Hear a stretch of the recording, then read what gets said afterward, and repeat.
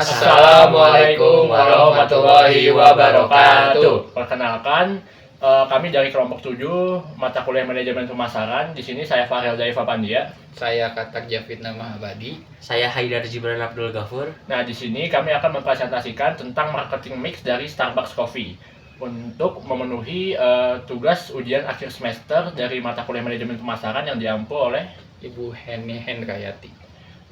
Silakan menikmati presentasi kami. Sekian. Sejarah Starbucks Coffee. Starbucks Coffee merupakan sebuah merek kedai kopi yang berasal dari Amerika Serikat. Starbucks pertama kali didirikan pada tahun 1971 di Seattle, Amerika Serikat. Starbucks dikenal sebagai tempat untuk bersantai dan tempat untuk bersosialisasi bagi masyarakat perkotaan di Amerika. Starbucks berawal dari toko kecil yang mulai menawarkan beberapa jenis biji kopi fresh roasted terbaik di dunia. Namanya berasal dari buku Moby Dick yang bertujuan untuk menghidupkan kembali romantisme lautan lepas dari kebiasaan berlayar para pedagang kopi di masa lalu. Toko kopi ini dibuka oleh Howard Schultz, mantan ketua presiden dan kepala eksekutif Starbucks pada tahun 1981 hingga 82. Setahun kemudian Howard memutuskan untuk bergabung dengan Starbucks setelah merasa kenikmatan secangkir kopi Sumatera pertamanya di toko kopi ini. Howard memiliki niat untuk membawa tradisi kopi Italia ke Amerika Serikat setelah terpikat dengan gaya dan pengalaman minum kopi di toko kopi Italia pada tahun 1983. Howard ingin membangun tempat ketiga antara rumah dan pekerjaan, tempat di mana orang dapat berbicara dan bersatu. Ia meninggalkan perusahaan dengan cepat dan mulai menjalankan kedai kopi miliknya sendiri, Il Giornale, pada bulan Agustus tahun 1987. Dengan bantuan investor lokal, ia kembali untuk membeli Starbucks. Visi dan misi Starbucks. Salah satu visi utama Starbucks yakni menciptakan suatu lingkungan inklusif di mana setiap orang diterima dengan perbedaannya. Lalu, untuk misi dari Starbucks yakni untuk memberikan inspirasi serta merawat jiwa setiap manusia, tiap orang, secangkir kopi dan satu lingkungan pada satu waktu. Struktur perusahaan Starbucks Coffee. Struktur perusahaan yang ditetapkan oleh PT Sari Coffee Indonesia mengacu pada bentuk struktur organisasi fungsional, yaitu desain organisasional yang mengelompokkan pekerjaan yang mirip atau berhubungan. Berikut ini merupakan perusahaan dari PT Sari Coffee Indonesia dan struktur perusahaan di setiap gerai Starbucks. Yang paling atas yakni General Manager, lalu District Manager, Store, Asisten Store Manager, Supervisor, dan Barista.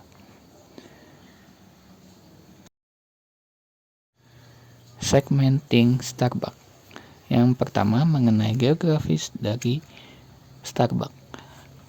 Starbucks kebanyakan terfokus kepada daerah kota-kota besar seperti Jakarta, Bandung, Surabaya, dan kota-kota besar lainnya. Segmentasi demografis. Perempuan atau laki-laki usia 13 tahun ke atas, pelajar atau karyawan yang mempunyai pendapatan sekitar UMR ke atas. Selanjutnya mengenai segmentasi psikologis, yakni secara psikologis dengan menggunakan sistem segmentasi falas. Kebanyakan dari target konsumen Starbucks adalah pekerja keras yang dimana mereka orang-orang yang trendy dan suka bersenang-senang dengan sumber daya yang terbatas. Selanjutnya segmentasi perilaku berdasarkan target pasar dari Starbucks, yakni orang-orang yang menyukai minuman kopi atau bukan kopi dengan tempat yang nyaman dan strategis dalam waktu yang lama. Selanjutnya mengenai targeting. Targeting dari Starbucks itu yakni dalam hal targeting, Starbucks hanya memilih mall atau kawasan kalangan menengah atas untuk membuka outletnya. Hal ini dikarenakan ia yakin bahwa produknya dapat laku keras di dalam kalangan tersebut. Kegiatan promosi pemasaran ini pas untuk dilakukan dan tepat sasarannya dengan segmen pasar yang dituju, yaitu pada mereka yang menginginkan pengalaman minum kopi yang baik dan nyaman.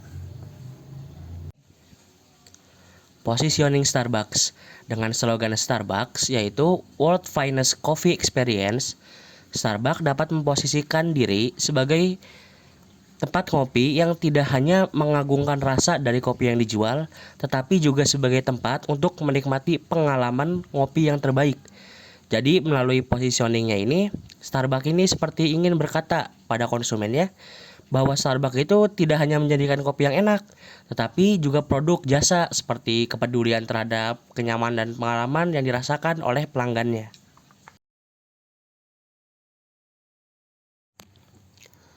Analisis 4P. Nah, yang pertama itu ada produk. Produk dari Starbucks sendiri itu berfokus pada produk minuman dan makanan yang berkualitas. Nah, produk utama yang ditawarkan adalah berbagai jenis kopi. Selain kopi, Starbucks juga menyediakan berbagai jenis minuman dan makanan. Dalam janjian produknya, Starbucks itu sangat memperhatikan kualitasnya, mulai dari biji kopi dan bahan-bahan lainnya yang selalu memiliki kualitas tinggi. Selain itu, Starbucks juga memperhatikan kemasan untuk produknya yang didesain agar selalu menarik dan elegan, tetapi juga mudah untuk dibawa dan tahan lama. Klasifikasi produk. Nah, klasifikasi produk Starbucks itu sendiri dapat dilihat dari website resminya, yakni menjual Starbucks beverage dan fresh food. Yang dimana hal ini termasuk ke dalam klasifikasi produk konsumen dan terklasifikasi sebagai produk sehari-hari. Atribut produk. Yang pertama, ada kualitas produk. Nah, dalam upaya mempertahankan kualitas produknya, Starbucks itu memberikan jaminan kepada konsumen bahwa produk-produknya memiliki kualitas yang sangat baik, sehingga konsumen tidak perlu ragu untuk membelinya. Nah, yang kedua itu ada fitur produk. Dalam hal fitur produk ini, pada 23 Februari 2023, Starbucks Coffee Indonesia baru saja melakukan pembaharuan pada fitur loyalty program yang ada di aplikasi Starbucks Indonesia, di mana melalui loyalty program terbaru ini, pelanggan dapat menikmati pengalaman transaksi dengan opsi pembayaran yang lebih beragam dan dapat mendapatkan rewards melalui aplikasi Starbucks Indonesia. Yang ketiga, ada rancangan produk. Salah satu penerapan dari rancangan produk ini adalah Starbucks memiliki opsi agar pelanggan dapat mengkombinasikan minuman sesuai dengan yang diinginkan oleh si pelanggan. Pemberian merek. Pemberian merek Starbucks sendiri dilakukan pada awal berdirinya Starbucks pada tahun 1971. Pemberian ini terjadi atas kesepakatan pendiri Starbucks pada waktu itu yang menginginkan logo yang ikonik dan elegan. Lalu, para pendiri mempekerjakan Terry Heckler dalam mendesain logo dari Starbucks. Logo tersebut dipengaruhi oleh buku-buku klasik yang pernah ditulis oleh Terry Heckler.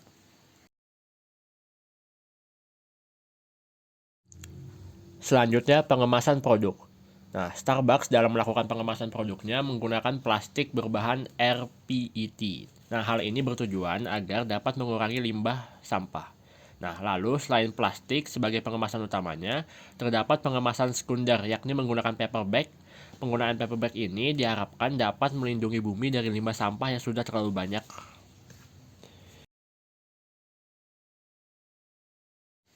Selanjutnya, penetapan label. Nah, dalam hal label ini, Starbucks Coffee pernah merubah logo mereka dari yang sebelumnya terdapat tulisan Starbucks Coffee menjadi tidak ada.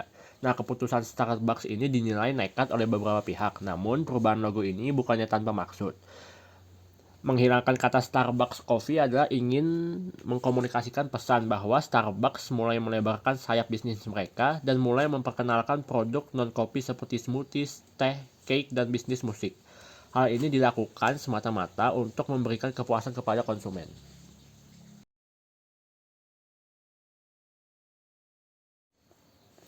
Selanjutnya ada jasa pendukung produk. Nah, dalam perihal jasa pendukung produk sendiri, Starbucks telah melakukan penerapan dalam berbagai bidang.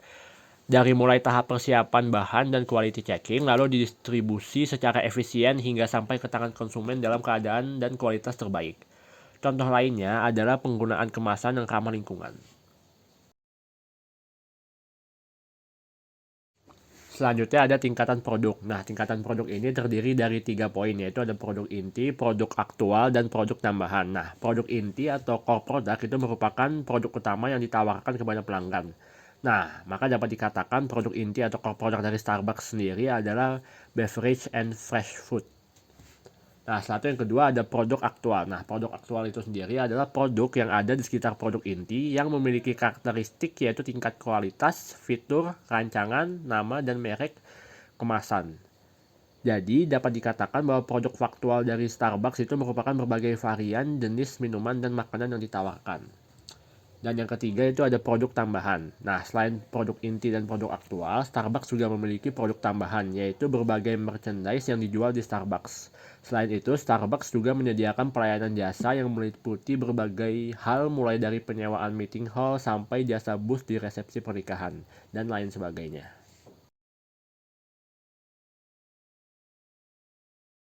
Selanjutnya mengenai price atau harga. Dalam menjalankan suatu usaha, setiap perusahaan atau organisasi harus mampu menerapkan harga produknya dengan tepat. Harga itu sendiri merupakan sejumlah uang yang dibebankan atas suatu produk atau jasa atau jumlah dari nilai yang ditukar konsumen atas manfaat-manfaat karena memiliki atau menggunakan produk atau jasa tersebut.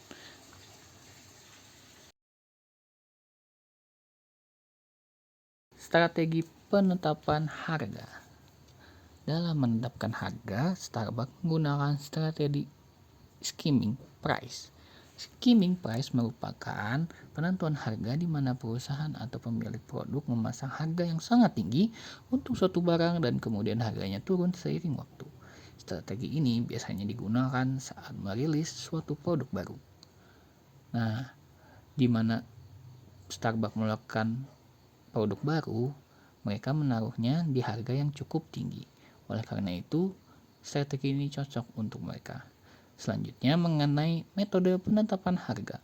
Starbucks dalam menentukan harga yakni menggunakan metode berbasis laba. Hal ini disebabkan biaya bahan baku dan biaya operasional yang cukup besar dan brand yang sangat kuat. Dengan begitu, Starbucks berani menentukan harga berbasis laba.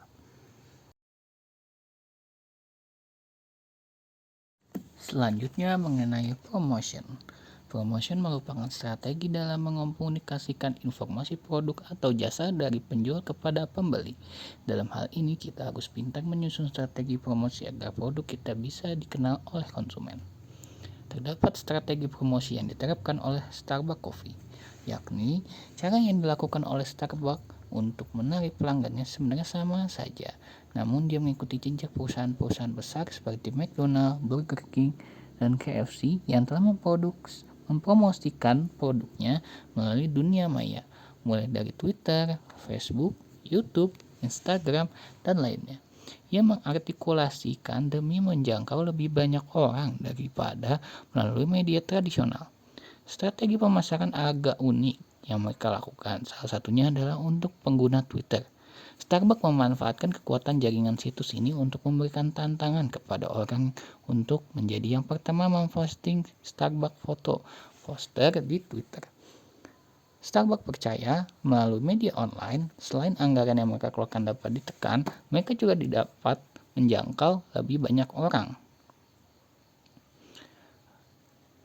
Komponen bauran pemasaran ini mengacu pada strategi komunikasi yang digunakan untuk menyebarkan informasi tentang perusahaan dan produk-produknya, dan untuk mendorong pelanggan untuk membeli produk-produk ini. Starbucks Coffee Corporation mempromosikan produknya melalui hubungan internasional dan komunikasi. Meskipun iklan juga merupakan bagian dari pendekatan promosi, dalam hal ini bauran promosi yang digunakan oleh Starbucks adalah sebagai berikut. Pemasaran dari mulut ke mulut, iklan, promosi penjualan, hubungan masyarakat. Starbucks juga melakukan promosi yang sangat luar biasa seperti minum antar batas waktu, promosi musiman, dan kampanye pemasaran strategis. Strategi promosi musiman ini memungkinkan Starbucks untuk mempertahankan infrastruktur dan menu yang ada dan tetap menambahkan elemen yang menggabungkan menu lama dengan penawaran pengalaman yang baru. Selain bahan minuman, Starbucks tetap memiliki mesin dan kemampuan untuk membuat mereka tidak terganggu dalam rantai pasok, menempatkan bahan baku dan musiman agar pengiriman rutin tetap berjalan dengan baik. Jenis strategi promosi seperti ini dapat diterapkan pada berbagai sektor bisnis. Place. Starbucks menggunakan kemitraannya dengan perusahaan penyedia tempat seperti pusat perbelanjaan dan tempat-tempat strategis lainnya untuk membuka tokonya di tempat tersebut. Berkat hal ini, sulit rasanya untuk kita tidak melihat logo Starbucks di berbagai tempat strategis seperti swalayan, bandara, rest area, dan tempat-tempat lainnya. Selain dari tempatnya yang strategis, Starbucks juga menawarkan tempat yang nyaman untuk kita berkumpul dengan teman atau bahkan untuk kita bekerja. Salah satu pendekatan yang digunakan Starbucks merupakan dengan menyediakan tempat di mana mereka dapat membeli dan memasarkan produk-produk Starbucks di saat para pelanggan bekerja dan bersantai di tempat yang telah mereka sediakan.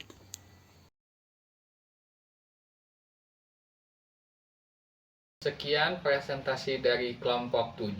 Mohon maaf bila ada kesalahan kata. Sekian dari kami. Wassalamualaikum warahmatullahi wabarakatuh. Terima kasih. Terima kasih.